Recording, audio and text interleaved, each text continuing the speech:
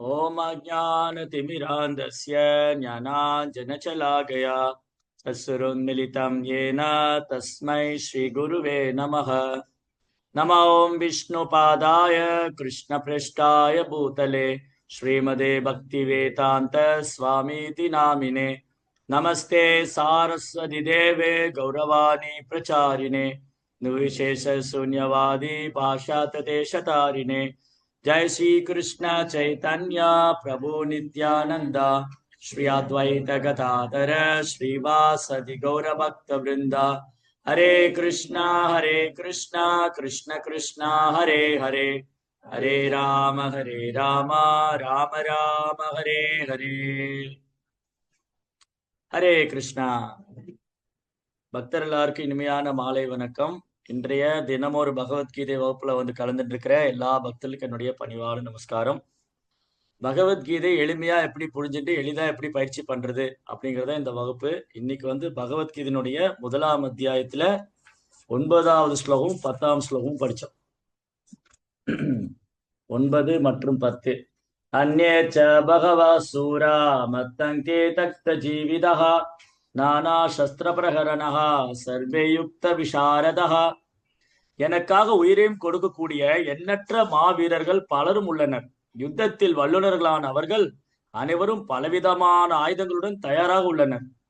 அபர்யாத்தம் ததஸ்மாகம் பலம் பீஷ்மாபிரக்ஷிதம் பர்யாத்தம் திதமேஷாம் பலம் பீமாபிரக்ஷிதம்.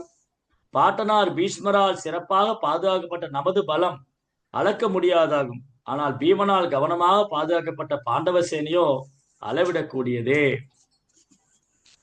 இது துரியோதனன் அவருடைய ஆச்சாரியரான துரோணர்கிட்ட பேசிட்டு இருக்கார்.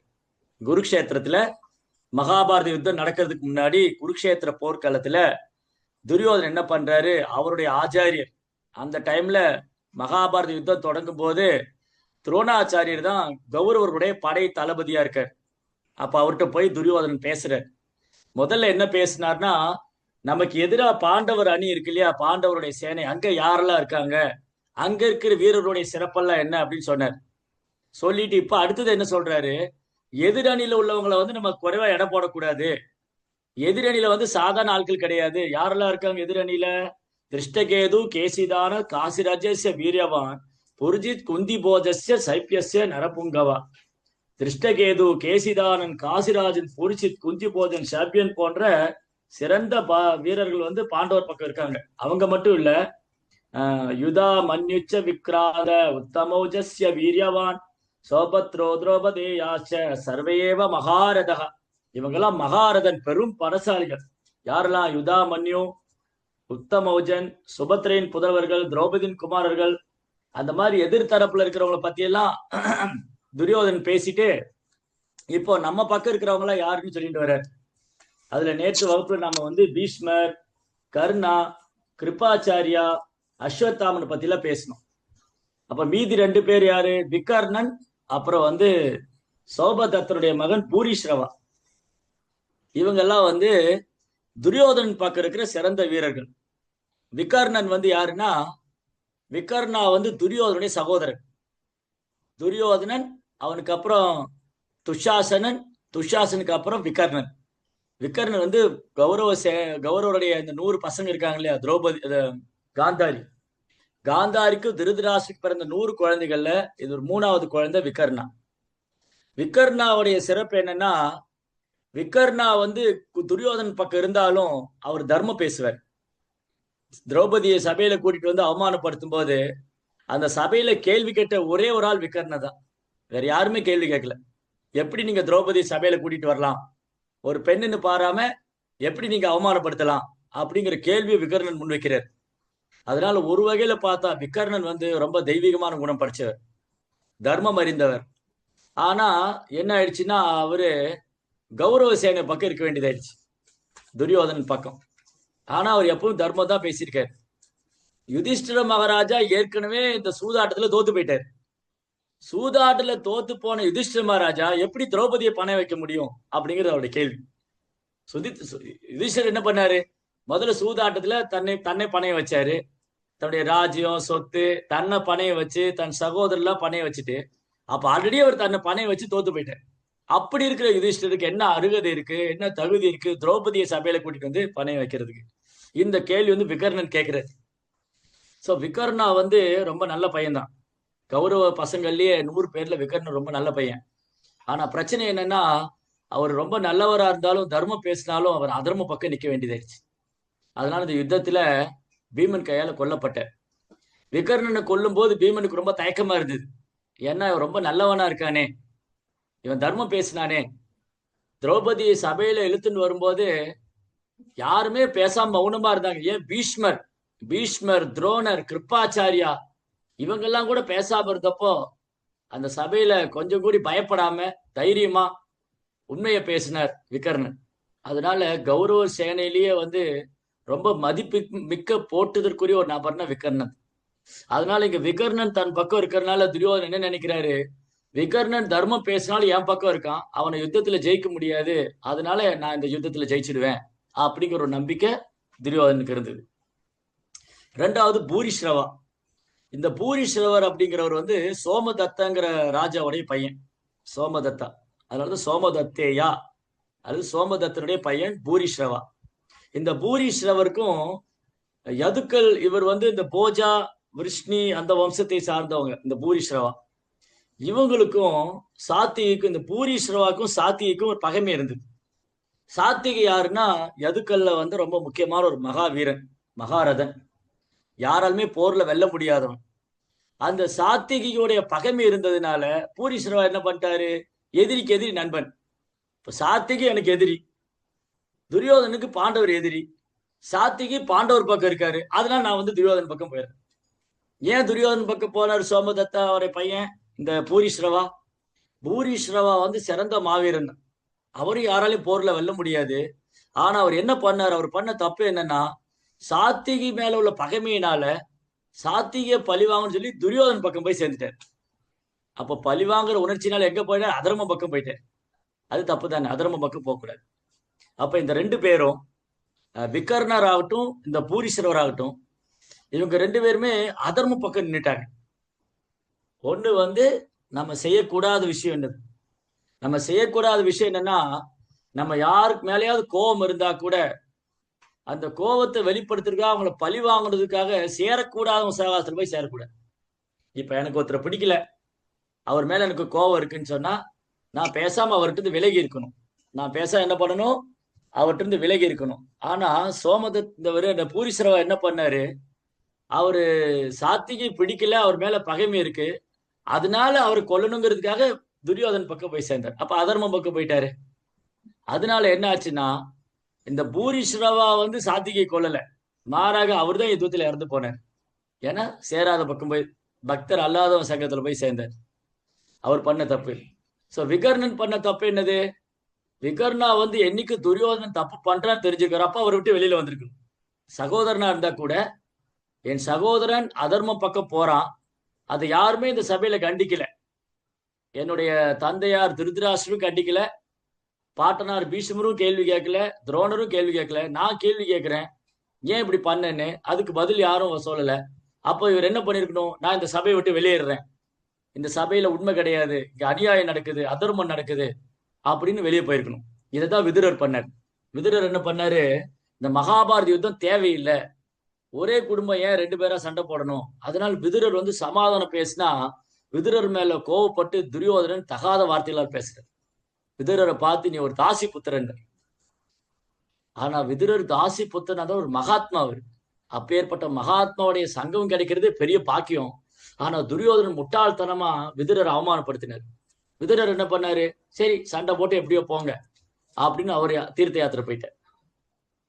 சோ அதனால இங்க பாயிண்ட் என்னன்னு சொன்னா, விகர்ணன் பண்ண தப்பு வந்து அவர் தர்மமே பேசினாலும் அதர்மம் பக்கம் போயிட்டார்.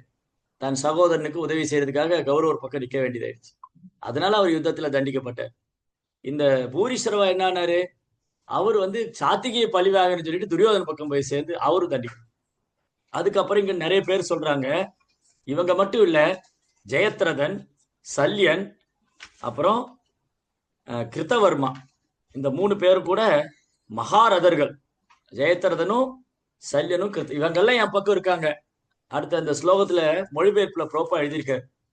துரியோதன் நீங்க பேர் சொல்லலைன்னா கூட ஜெயத்ரதன், கிருத்தவர்மன், சல்யன் போன்றோரும் துரியோதனுக்காக உயிரையும் இழக்க தயாராக இருந்தனர். துரியோதனுக்காக உயிர் கொடுக்கறது தயாரா இருக்காங்க. முட்டாள்கள் அதர்மம் பக்கம் போய் நிக்கிறவனுக்கு உயிர் கொடுக்க தயாரா இருக்காங்க. கடைசியில என்னாச்சு? அவங்கதான் யுத்தத்துல இறந்து போனாங்க. ஜெயத்ரதன் யாருன்னு சொன்னா, ஜெயத்ரதன் துச்சலாவுடைய கணவன். துச்சலா இருக்கா இல்லையா? துச்சலா கௌரவருடைய சகோதரி, துரியோதனுடைய சகோதரி. இந்த ஜெயத்ரதன் சிந்து நாட்டு மன்னன், சிந்து தேசத்துடைய மன்னன் ஜெயத்ரதனை துச்சலைக்கு கல்யாணம் பண்ணி கொடுத்தாங்க. துச்சலைக்கு கல்யாணம் பண்ணி கொடுத்தாலும் இந்த ஜெயத்ரதனுக்கு ஒரு கெட்ட புத்தி என்னன்னா, அவன் திரௌபதி அடையணும்னு நினைச்சேன்.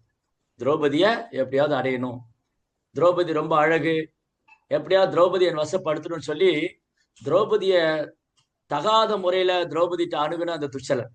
அப்பயே திரௌபதி எச்சரிக்கிறா, நான் உன்னுடைய சகோதரருடைய மனைவி. ஏன்னா துச்சலனும் சரி, இந்த துச்சலா யாரு? பாண்டவருடைய சகோதரி தான், எல்லாம் ஒரே வம்சம் தானே. அப்ப துச்சலா துரியோதனுடைய சகோதரி மட்டும் இல்ல, பாண்டவனுக்கு சகோதரி ஆகிற. அப்ப துச்சலையோடைய கணவன் ஜெயத்ரதன். அப்ப என்ன நினைக்கணும்? பாண்டவர் என்னுடைய மைத்துனர்கள், அவங்களுடைய மனைவியை நான் என்னுடைய சகோதரியா பார்க்கணும். ஆனா இவன் எப்படி பாக்குறான்? திரௌபதி அடையணும்னு நினைக்கிறான். பாண்டவர் இல்லாத சமயத்துல திரௌபதியை தொந்தரவு பண்ணும்போது இது பாண்டவர்களுக்கு தெரிய ஜெயத்ரதனை உயிரோட விட்டதான் பாக்கி.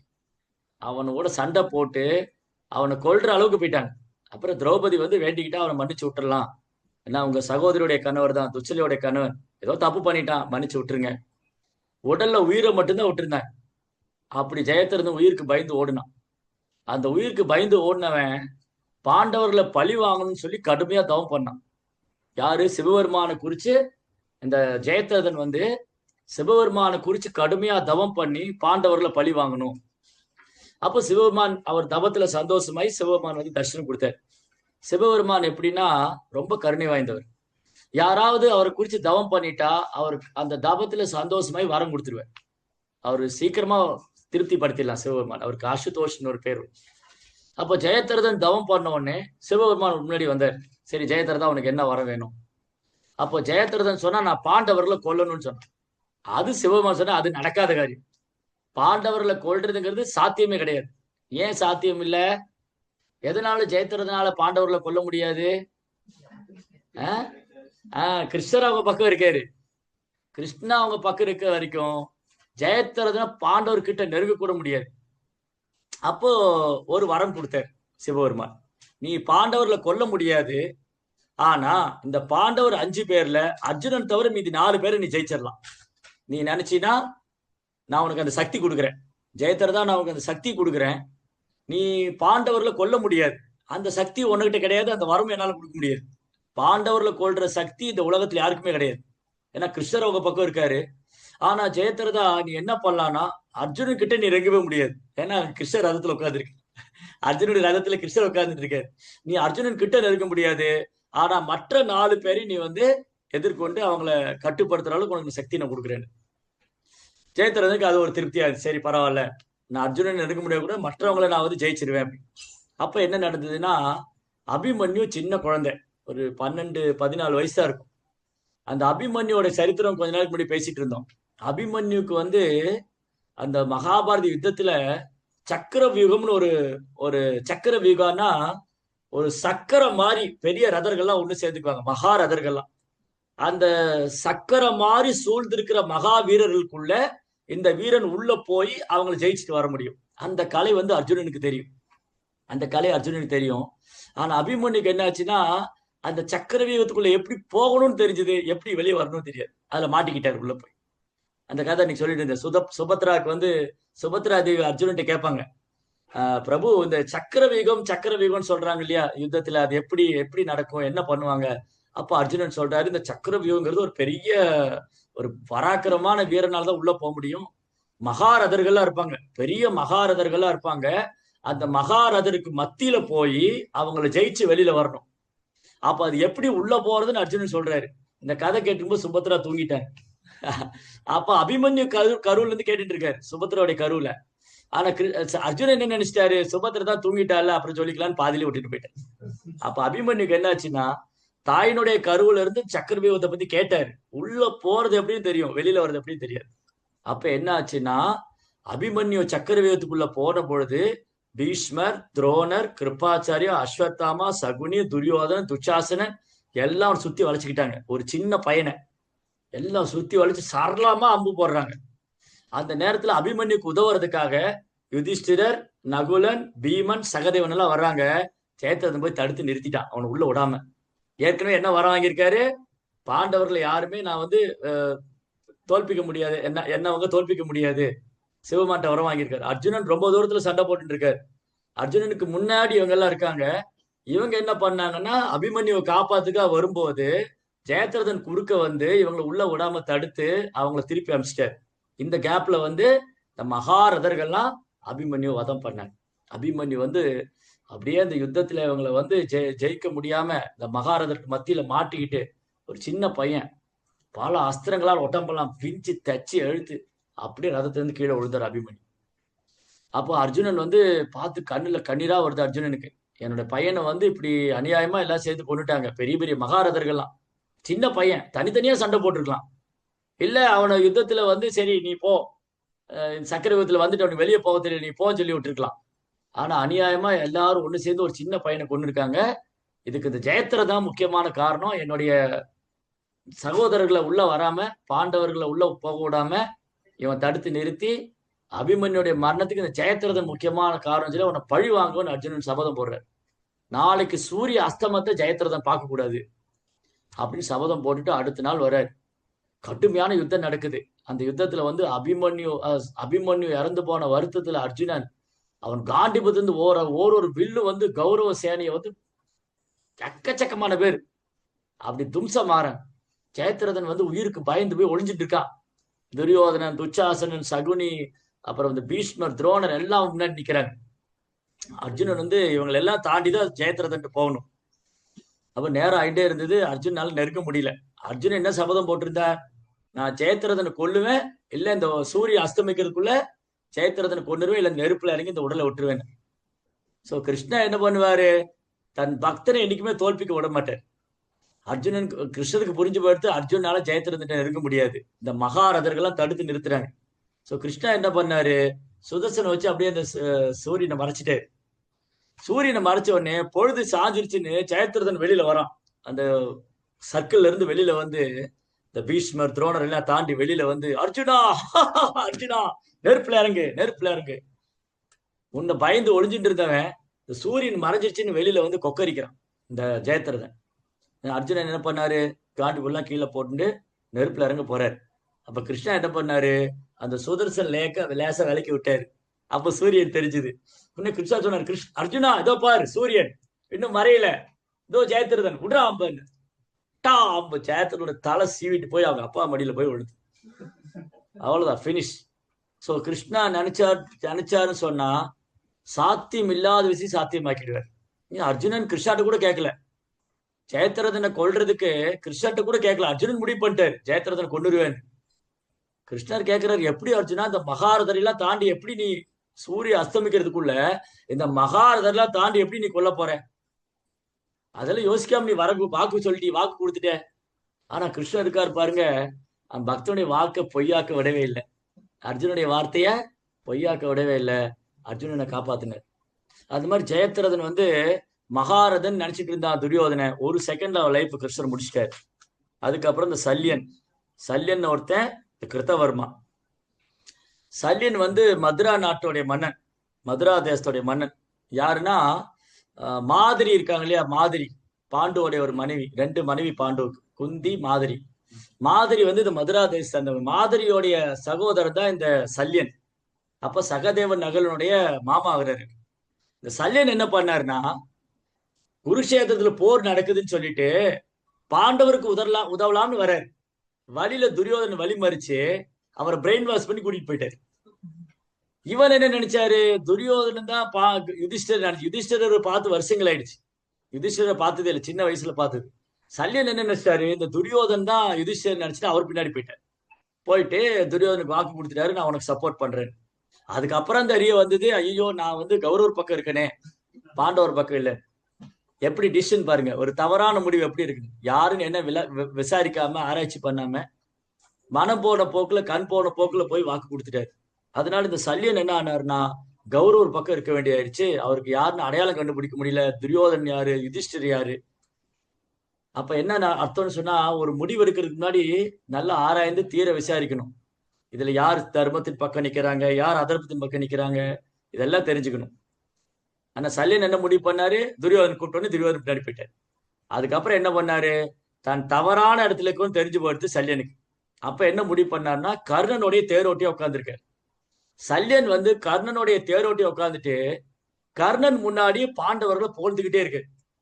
அர்ஜுனன் அப்படி வீரம் எல்லாம் சொல்லும்போது கர்ணன் கோபமா வருது. இப்போ நம்ம முன்னாடி நம்ம பிடிக்காதவங்களுக்கு சொல்லிட்டே இருந்தா உங்களுக்கு என்ன ஆகும், எரிச்சலா வரும், எரிச்சலா இருக்கும். அந்த மாதிரி கர்ணனுடைய ரதத்துல உட்கார்ந்து சல்லியன் கர்ணனுக்கு எரிச்சல தான் கொடுத்துட்டு இருந்தாரு. கர்ணனால யுத்தத்துல கான்சன்ட்ரேட் பண்ணவே முடியல. என்ன பண்ணாரு, சல்லியன் என்ன பண்ணாருன்னா, நான் பாண்டவர் பக்கம் இல்ல கௌரவ பக்கம் இருக்கேன், ஆனாலும் இந்த கர்ணனை நான் யுத்தத்துல ஜெயிக்க விடக்கூடாது, அவன் தோக்கணும்னு சொல்லிட்டு அர்ஜுனன் தோற்க கூடாதுன்னு சொல்லிட்டு இவன் ரதத்துல உட்காந்துட்டு அர்ஜுனனுடைய வீர தீர பராக்கிரமங்கள் பாண்டவருடைய புகழை பேசி பேசி கர்ணனுக்கு வெறுத்து போய் அவன் டிஸ்டர்பே ஆயிட்டான். அவனால யுத்தமே பண்ண முடியாத அளவுக்கு அவனை பண்ணி விட்டார். அந்த மாதிரி ஒரு செயல் சல்லியன் பண்ணார். ஸோ சல்லியனுடைய லைஃப் என்ன ஹிஸ்டரின்னு சொன்னா, நம்ம சரியான முடிவு எடுக்காம தவறான பாதையில போயிடக்கூடாது, அப்படி போகும்போது அதர்மத்தின் பக்கம் நின்றுடக்கூடாது. அதனால முடிவு சரியான யார் நல்லவங்க யார் கெட்டவங்க, யார் பக்கம் இருக்கணும் யார் பக்கம் கூடாதுங்கிறத தெளிவா ஆராய்ந்து ஒரு முடிவு எடுக்கணும். அது சல்லியன் பண்ணதும். இந்த கிருத்தவர்மா யது டைனஸ்டியில் உள்ளவர் யது வம்சத்தை சார்ந்தவர் தான். போஜ வம்சம், ரிஷ்ணி வம்சம், கிருத்தவர்மா. இவர் என்ன பண்ணார்னா, கிருத்தவர்மா நாராயணசேனையுடைய தளபதியா இருக்காரு. நாராயணசேனை யாருது, பகவானுடையதுதான். நாராயணசேனை பகவானுடையதுதான். எப்ப வாக்கு கொடுத்தாரு கிருஷ்ணா, ஒரு முறை மகாபாரத யுத்தம் தொடங்க போகுது. அர்ஜுனனும் வந்திருக்காரு துவாரைக்கு, துரியோதனும் வந்திருக்காரு. யாரு கிருஷ்ணர் யாருக்கு உதவி செய்ய போறாங்க, துவாரையில கிருஷ்ணர் தூங்கிட்டு இருக்காரு. அவருடைய அந்த புறத்துல அர்ஜுனன் தலைமாட்டுல நிக்கிறாரு, அர்ஜுனன் கால் மாட்டுல கிருஷ்ணருடைய தாமரை பக்கம் கால் பாட்டுல நிக்கிறாரு, கால் பக்கத்துல துரியோதனன் தலைப்பிட நின்று இருக்காரு. கிருஷ்ணர் கண்ணை திறந்தோடனே அர்ஜுனனை பார்த்தாரு. அர்ஜுனா எங்கே இவ்வளவு தூரம்னாரு. பின்னாடி துரியோதனன் நான் தான் முதல்ல வந்தேன். அப்புறம் கிருஷ்ணர் துரியோதனா நீ எப்பயா வந்த அப்படின்னு. நான் தான் முதல்ல வந்தேன். சரி நீ முதல்ல வந்த, நான் முதல்ல அர்ஜுனனை பார்த்தேன், 2 பேரும் துவாரைக்கு வந்திருக்கீங்க, நான் என்ன பண்ணணும்னு கேட்டேன். அப்போ துரியோதனன் சொல்ற நான் தான் முதல்ல கேட்பேன். சரி கேளு என்ன. இந்த மாதிரி குருக்ஷேத்திர யுத்தம் முடிவாயிடுச்சு, மகாபாரத யுத்தம். நீங்க யார் பக்கம் இருக்க போறீங்க, உங்க சேனை யார் பக்கம் இருக்க போகுது. உங்க நாராயண சேனைய யதுக்களை இந்த பூமியில ஜெயிச்சவங்களே கிடையாது 3 உலகத்துல. அப்போ இந்த நாராயண சைன்யம் யதுக்களுடைய அந்த சைன்யம் யார் பக்கம் இருக்க போகுது, கிருஷ்ணர் யார் பக்கம் இருக்க போற. இப்ப திரும்ப கிருஷ்ணர் சொல்றாரு, நீ கேள்வி கேட்டாலும் நீ முதல்ல வந்திருந்தாலும் நான் முதல்ல பார்த்தது அர்ஜுனனை. அப்புறம் உன்னோட அர்ஜுனன் வயசுல சிறியவன், அதனால முதல் வாய்ப்பு அவருக்கு தான்.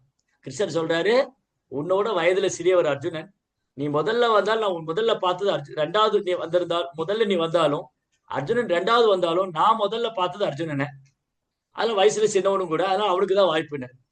துரியோதனுக்கு பாதி மனசாகி போச்சு.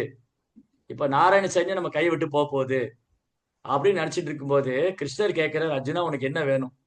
ஒரு பக்கம் நாராயண சைன்யம் முழுவதும் என்னுடைய யதுக்கள் பூரா உன் பக்கம் இருந்து ஒரு பக்கம் நிக்கிறாங்க, இன்னொரு பக்கம் நான் இருக்கேன், நான் ஆயுதமும் எடுக்க மாட்டேன், இப்ப என்ன வேணும் நீ முடிவு பண்ணு.